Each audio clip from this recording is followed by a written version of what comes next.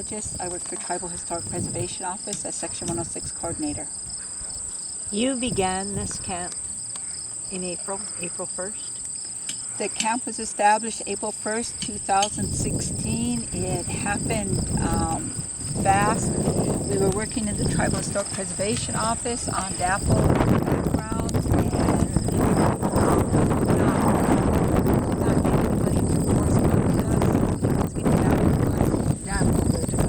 Dakota Access Pipeline. And so they went and they had a big community meeting where the chairman had went and talked to the Long Soldier District about the Dakota Access Pipeline. And we had people come in at that time talking about, well, with XL Pipeline, we started spirit camps.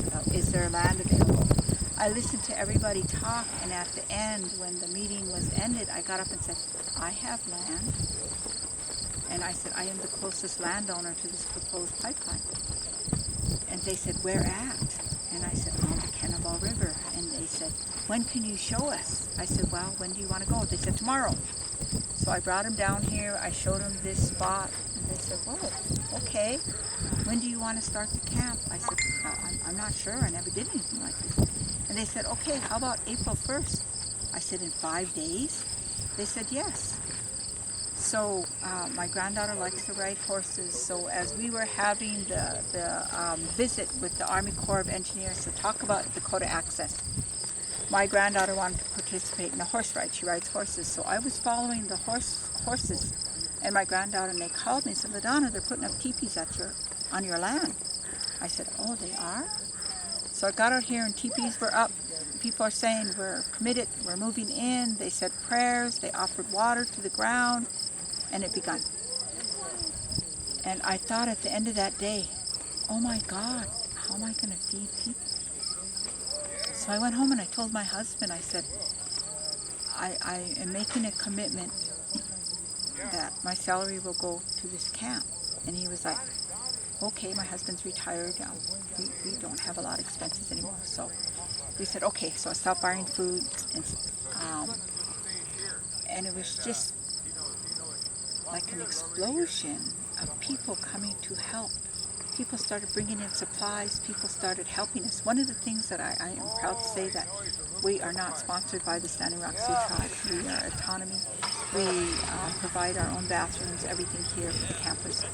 So the Honor the Earth and Winona LaDuke's group came in to help us. They helped us set up grants and helped us formalize the camp.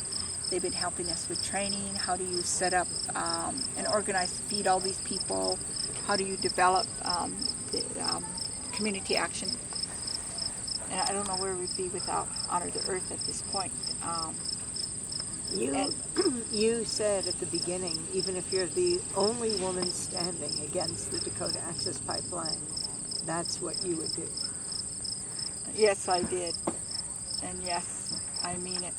You know, in Indian country, we have to take oaths. You take oaths in your life, and you have to live by them. So when I was young, I took an oath never to do alcohol or drugs, never to cheat on my spouse, never to participate in any type of abuses. So we take our oaths to heart.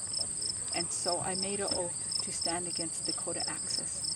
And at that time when I made that oath, I thought I was the only one standing.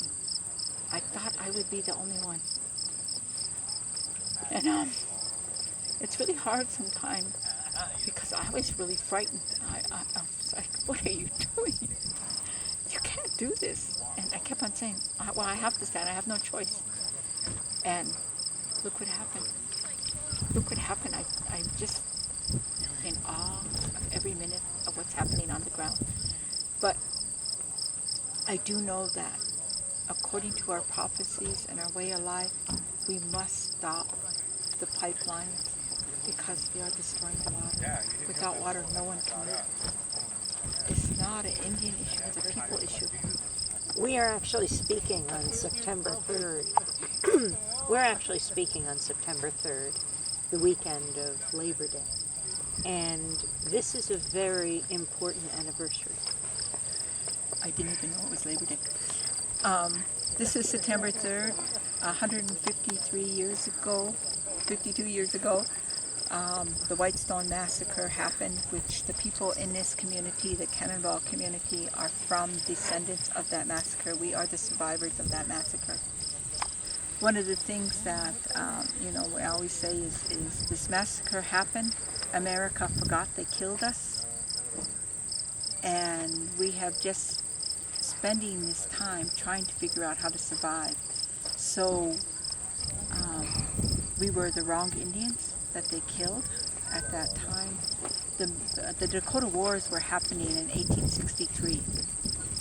And so the government put up this armed forces to go after the Isante, the Santee, and so they put this military action together. On the morning of September 3rd, our people were gathered, as we do every year at this time. We gather because it's harvest time, the fruit and vegetables are ready. It is a time when we are doing the buffalo calling. We have ceremonies to call the buffalo for the people to come to hunt so that we can prepare the meat for winter. So this is what was happening at Whitestone at that time. And so we have a large gathering of 4,000 people. And I think that's kind of unique. There's almost 4,000 people here.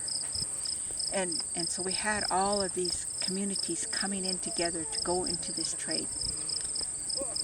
And as people are preparing buffalo hides and getting dry meat ready, they are also visiting, making relatives, having marriages. All of these things are happening in this camp. And so they say the soldiers are coming. And our leader said, we have never had an argument with the white people. We have only been at peace. We do not have a treaty with them. Where's Johnny? And so our people got together and said, we heard that if you take a white flag, they will honor that to talk with us. So they took a white flour sack and they put it on a stick, and our leaders all went out into the to the soldiers to say they wanted to talk. Your grandfather was one of them? Yes. So my grandfather was the medicine man. His name was Tatanka Ohitika, Brave Buffalo. So Brave Buffalo was among them with the chiefs. They went out to talk to the soldiers. The soldiers surrounded him and took him as prisoner of war and quartered them off from their people. And so the people were watching, and just like we are taught, automatically, if there's an enemy coming in, we gather all the children in the center, all the women. People were starting to tear down their lodges. People were trying to move in the chaos. So the first things the women did is they tied the babies to the dogs. They tied the children to the horses, and they shooed the dogs and the horses out of the camp. And then they gathered what they could, and they started running. Well, at the camp at Whitestone, they came down, and there's this ravine. And so the people started making their way down to the ravine. And it's kind of bizarre to us that these soldiers came in just as the sun was going down. And so they were going through the ravine, and the soldiers came on this top of the ravine and this top of the ravine and started shooting the women and children in the ravine. And one of our soldiers went out in front and broke the open so that people can continue running. So as night is falling, my grandma, Nape Hotawi, a gray hand, she was running, and she said all of a sudden she had a sharp pain in her hip and she fell down. She was a child. Yes, she was 9 years old. And she laid on that ground, and she spent the night calling, Ina, Ina, or Mom, Mom, with no answer. Everywhere she could hear the crying and screams, the songs of people dying. And as the sun came over, and she could see everything that was happening, two of the soldiers came and grabbed her and threw her in the back of a buckboard. I'm unsure of why that happened, because they went around and they killed the other wounded. Why they did not kill my grandmother, I do not know. So she laid in the buckboard as she watched the soldiers come and start killing the dogs and the babies, killing the horses, killing the wounded. They gathered up all of our property, the tents, the meat, the hides, everything we own. And we had one section of soldiers sitting down there poking holes in the bottom of our pots. And they gathered all that, and they started this great big fire, burning all our food, our homes, everything. They said that there was so much buffalo meat that they burned that tallow ran down like rivers out into the creeks. And the people ran. For 3 to 4 days they ran as the soldiers continued to chase and kill them. Part of our people came across here. This used to be a narrow crossing where they crossed, and they crossed over on this side of the river to get from the soldiers.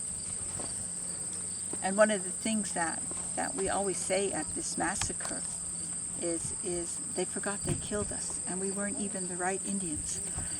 So they rounded up our chiefs, they escorted them, force-marched them to the river, they put them on boats, and they took the people to the prisoner of war camps down in Crook Creek. My grandmother was one of them that went to the prisoner of war camps. And you would have to go do the research about the horrifying things that happened at the prisoner of war camps. But they released us in 1870, and we came back to the east side of the river and started our homes. The army came in 1873 and rounded up our people and brought us to this side of the river. And when they did that, we figured, okay, we can start our lives. We can do this again. So our people started the communities. They started living again.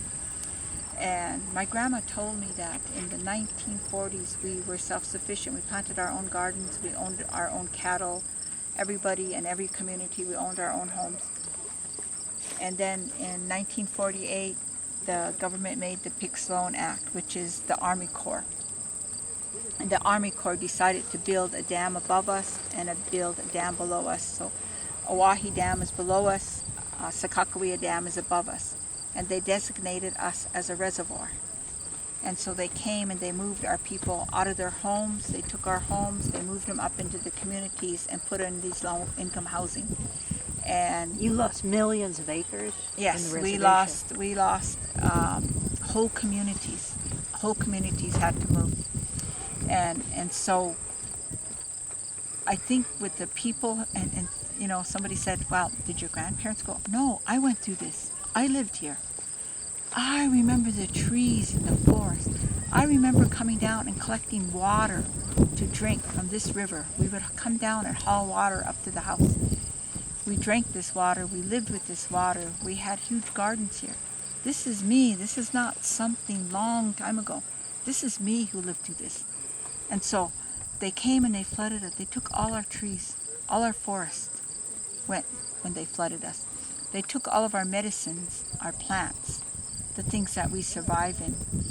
And so if you talk to the people that are my age and older, you can hear the grief in their voice because we still grieve for the loss of this land. And they moved us on top of the hills where it is a more of a clay-based soil, so we could no longer grow gardens. We could no longer plant trees. We could no longer do the things that we did. Then they put them in communities where people were not used to living, and so we have these housing projects now of low-income housing where they could not own. So our communities changed drastically, but we figured we can do this. We can survive. So everybody came. At that time, and I don't know if people understand, at that time when the Army Corps came in, we had businesses, we had stores, we had restaurants, we had the Army Corps and the government bought out all these businesses and they never came back and redeveloped again. So we don't have infrastructure anymore. We don't have the gas stations and the stores and stuff. We got to travel to Bismarck, Mandan, or to Mobridge. So they took our economic infrastructure from us. So we started again. Indian people, we have a system. We're communal people, so everybody shares what we have. And so we started again. And so we're trying to survive. We're trying to live our lives. We are very proud of the fact that our people have fought in all the wars. Each of us every year get up and stand up and say our family's military history. My grandfather was a Lakota Kotak. He won the silver medal for World War I when we were not U.S. citizens. My Uncle John is World War II. My father is Korean War. My brothers are Vietnam. And all of my cousins are in every action that has happened thereafter. We hold some of the highest medals of honor. And so we thought we were doing the best we can with America.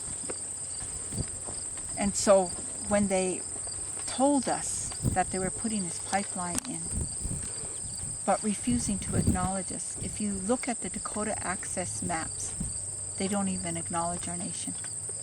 We're not blacked out like some people make maps and they do the reservation boundaries. We're not even in there. They said they did not have to consult with us. That pipeline is 500 feet from our reservation line. When that pipeline breaks, and it will break, it will hit early Head Start children in 2 seconds. It will take out our elementary in 5 seconds. In 45 minutes, it'll take out our major water intake that feeds water to all the people here. I don't understand why we are expendable in America. I keep telling people, we do our best. We have always been here. This is our land. Why should we fight to live in our own land? Why should we have to do that over and over again? We start our lives, we do our best to live. Why? I would never hurt anybody. I have always done my best to do good things in my community. Why can't they just let us live? We love this land. And half of the time I feel bad because they make us feel bad for loving this land. But most important, we love the water. Every year our people sacrifice. We go 4 days without drinking water so that it reminds us how important this water is. And I ask everybody, do you go with 4 days without water? What happens to your body on that 3rd day? Your body starts shutting down. So we remind ourselves every day how important. We say Mini Wachoni, water of life. Every time we drink water, we say Mini Wachoni, water of life. We cannot live without water. So I don't understand why America doesn't understand how important water is. So we have no choice, we have to stand. No matter what happens, we have to stand to save the water. Pechitulo.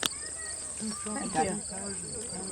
And the pipeline is going to go by Laura? your child's and your grandfather's grave sites as well, right? Yes. Yes.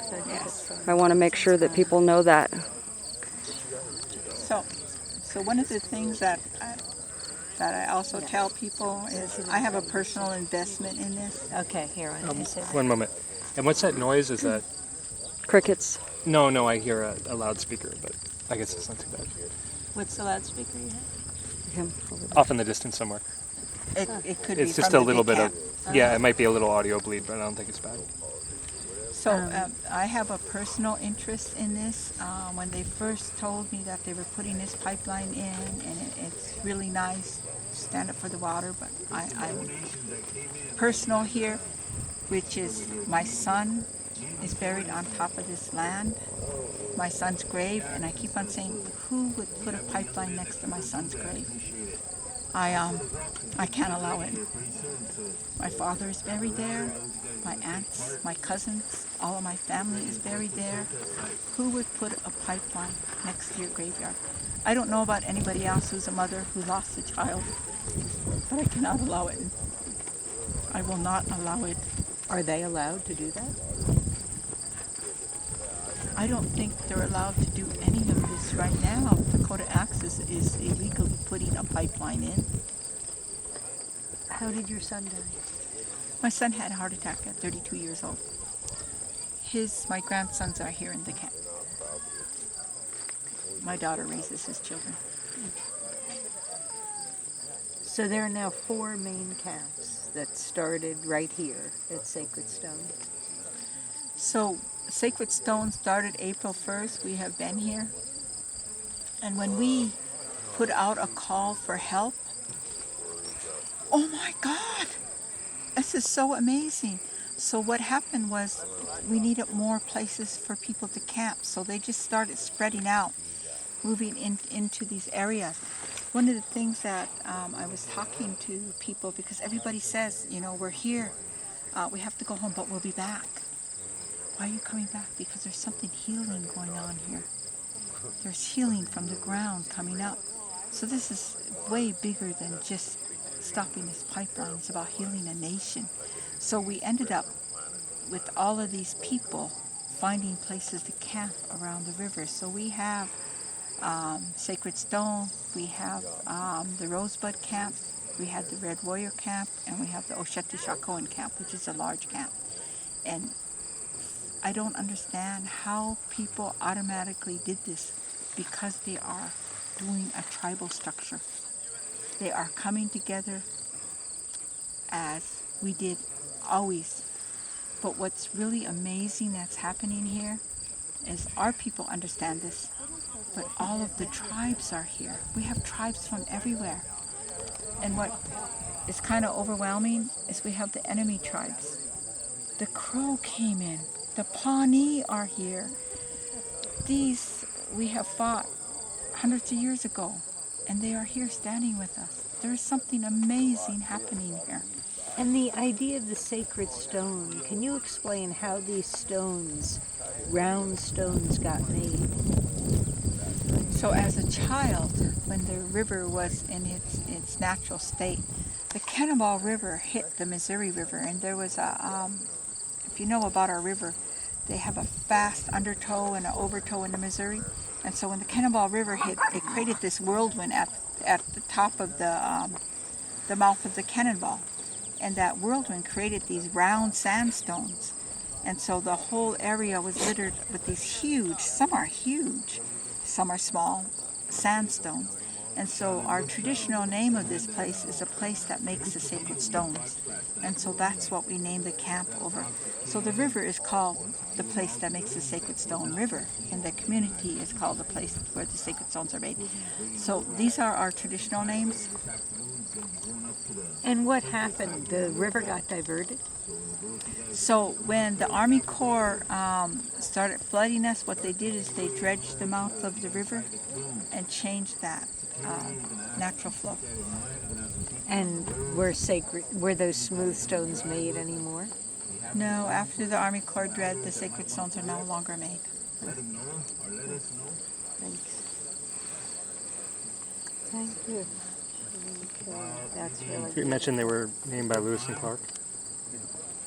The did you Cannonball. say that this time? Yeah, Or we why don't you didn't say it this time. Yeah. Okay. The community of Cannonball was named after Lewis and Clark. When Lewis and Clark came down the river in 1803, 1804, they noticed these round sandstones, and the only thing they can equate it to was cannonballs. So they, on their maps, named this Cannonball River and named this area Cannonball. And so, I don't know how many people know, but Lewis and Clark named this area Cannonballs. We don't have cannonballs in our culture. Good. Thank you. Thank you.